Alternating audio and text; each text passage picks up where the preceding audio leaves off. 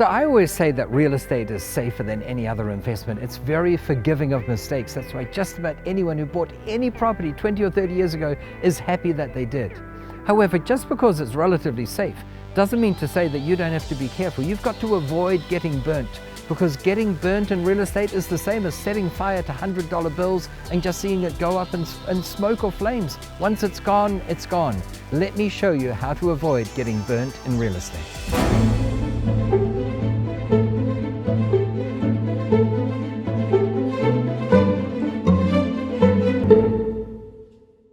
So there are three ways typically that people can get burned in real estate, and we're going to go over them here so that you can learn from their mistakes. The first thing is that we all have that friend who has had a bad experience investing in real estate.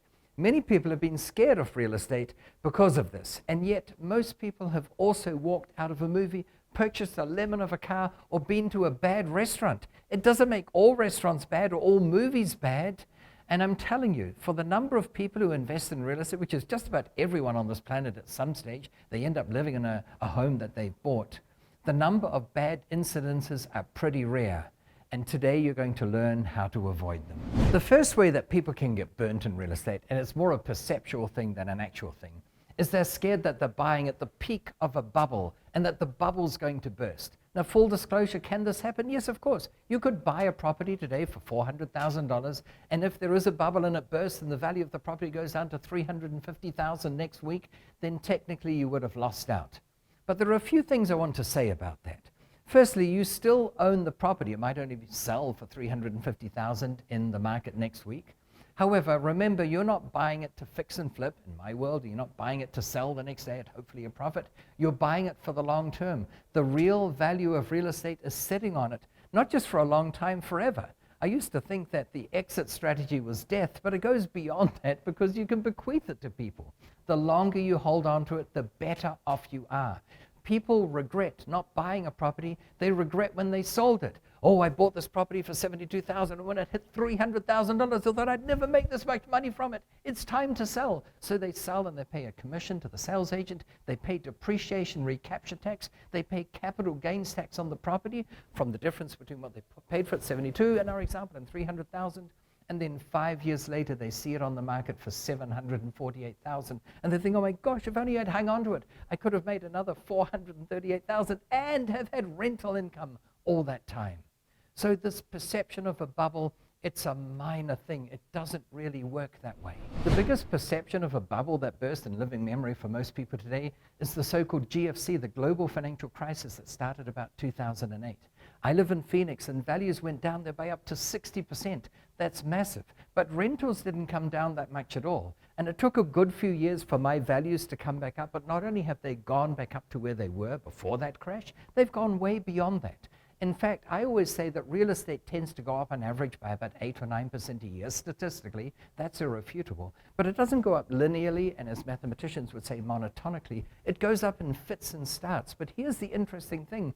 Each peak is higher than the previous peak, and each trough is higher than the previous trough. In fact, if you look at a sliding 10-year period throughout history of real estate in this country and every Western nation, you'll be hard-pressed to find a 10-year period where values at the end of the 10 years are lower than at the beginning. In other words, in time, they tend to go up. This perception of a bubble is not real. If they say the best time to plant a tree is either 20 years ago or today, the best time to buy a piece of real estate is today. Well, 20 years ago would also have been better. Most people who bought a property 20 years ago are so happy about the fact that they did, and the only thing they regret is that they didn't buy another one. Don't let the fear of a bubble put you off now. And right now, as we speak, there's this fear that prices are so high that it's going to burst again. No. In the United States today, there's a chronic shortage of 4.1 million housing units. And until that housing shortage is taken up, until that slack is taken up, prices will continue to remain strong. I don't think values are going to go up as much this year as they did last year, but I predict that they will still go up. The second way that we'll explore that you can get badly burnt in real estate is if you have bad tenants. Now, this is a real possibility because you'll get tenants who trash your place, and then they'll complain that you didn't provide them with a good accommodation that met all the local regulatory requirements.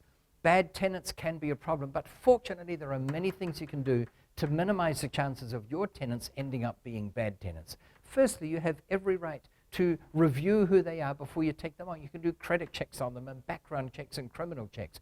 Or you might even choose, I think this is a great option, to go through a property management company and let them do all the vetting for you. And that way you're immune from having to go through that process. Thirdly, if you notice there's something that's not quite right going on, take action straight away. If they're consistently late with the rent for the first 2 months, then take action to no longer have them as tenants, because otherwise you're just prolonging the problem that you've got. Bad tenants are a real possibility, but you can do things to mitigate that. And by the way, being a good landlord is also a way of making sure your tenants are great. And try to retain your tenants, that are good tenants anyway, for as long as possible. So I once had a tenant who said, Dolf, I've loved being here, thank you so much, but it's time for my family to move on. And I said, well, thank you for being such a great tenant, thank you for paying the rent on all time. If you want a reference, I'm happy to write that. And I could have left it at that. But I asked him, would you mind sharing with me why you're moving on? And he said, yes, my wife is pregnant again. We've got a 3-bedroom house here. We need a 4-bedroom house. And you could have just left it at that. But I said, if I would build you an extra bedroom on this house, would you consider staying? And he said, oh my gosh, of course it would. We'd have the no cost of moving anymore. We wouldn't have to change schools for the kids. We wouldn't have to change address everywhere. That would save us a lot of time, effort, and money, of course. But would you do that? Well, he knew he had to pay extra rent for a 4-bedroom home. The extra rent he was willing to pay more than covered the interest payment on the loan to build the extra bedroom. And by building the extra bedroom, I increased my collateral, I increased my equity, I increased my cash flow, and most importantly, I increased my tenant appreciation. Part of the responsibility of not having bad tenants is when you get good tenants, make sure you do things to keep them. With commercial real estate, the situation's a bit easier. Usually the tenants earn their income on the premises, so they have a vested interest in keeping the premises looking good. That's why they'll spend time, effort, and money to renovate them, to improve them, to tear down the front wall of the building and replace it with a glass curtain or whatever it is they do. And if ever they sell the business, then it's typical with commercial lease situations for there to be another document called an assignment of lease, whereby you as landlord agree to the incoming tenant, but also the seller of the business, the existing tenant, agrees that should the incoming tenant fail to pay the rent, the outgoing tenant will pay it for him. This gives you extra layers of security, and therefore the outgoing tenant, the seller of the business, has a vested interest in choosing someone to buy the business who's going to be really good. They essentially do the vetting for you. That is why I like commercial real estate, and also the fact that when you have a commercial tenant, in general, almost without exception, they pay the outgoings being the property taxes, insurance, and maintenance. The net rent they pay is net of those 3 items. That's why it's called a triple net lease. They pay the base rent and those expenses in addition. It makes the whole commercial operation very appealing, and it mitigates the chances of getting a so-called bad tenant. The third way that many people perceive they can get burnt by real estate is more of an opportunity cost. If I spend money to buy a piece of real estate, it's not going to go up very fast at all. In fact, real estate is very slow and boring and monotonous, and therefore I'm going to miss out on these other chances. Well, let me give you a different perspective on that. If you buy stocks, then you kind of have to watch them day by day, and you've got 2 or 3 screens going there, and you're looking at them, you're barking at buy and sell. And if you don't do that, you could miss out on a great opportunity or suffer a loss. Whereas when you buy real estate, you tend to take the ownership documents and put them in a bottom drawer and forget about them. You can go on a cruise for 6 months and not really worry what's happened that day. Is the house up? Is it down? Should I buy or sell? You've bought it for the long term. And in general, in the long term, the property value tends to go up consistently, sometimes faster than others. As I say, it doesn't go up linearly, but it does go up in the long run. And remember your leverage, whatever the purchase price was, you didn't pay that in cash. You might have paid 20% or even 10% in cash. The rest is money borrowed from the bank. And as the property doubles in value, the mortgage doesn't double, it stays the same. That's one of the tremendous benefits of leverage. So even though it tends to be much slower, the profits are consistent. And I'll often grin to myself when I hear people say, yes, but stocks went up by 7% last year and real estate only went up by 6%. And I'm thinking, which planet are they on? Firstly, they're forgetting that there's leverage in real estate. But more importantly, They compare the average value of real estate in this country, like every property in this country, they have an average number for that where it went up by. Whereas when they look at stocks, if it's the S&P 500, by definition, they're looking at the top 500 stocks. Let's compare the top 500 stocks with the top 500 properties, or the dollar capitalization of the top 500 stocks with the same capitalization value of real estate. And I think you'll see a stark difference. Here's my point. It is difficult to beat the average in the stock market or just about any other investment. I have not heard of a credible method of consistently beating the average. And yet there are many ways of beating the average in real estate. That is why it may on the surface be slow, but when you play those strategies, it is consistent. And in general, people who invest in real estate outperform those who don't.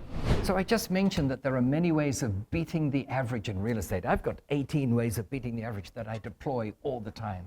But one of the ways of beating the average is you can do things to a piece of real estate once you've already bought it by spending a relatively small amount of money, and it will massively increase the value of that real estate.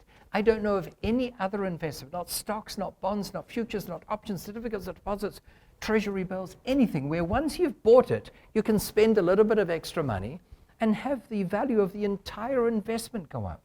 And yet with real estate, you can do that. There are so many things you can do. You can get little flower boxes and put them in front of the windows of a property, and suddenly the perceived value of the property has gone up. You can paint a house for maybe $2,000, and the value goes up by $20,000 or $30,000. And by the way, if you haven't spent a weekend painting a house for $2,000 and seen the value go up by $30,000, may I respectfully suggest that you change the way you spend your weekends. Or if you don't like the idea of painting a house, here's the interesting thing. You don't even need to do it yourself. You can employ a bunch of students to paint the house. If you're really cheap, you can just paint the front wall of the house. No, I'm kidding, but anyway, technically you could.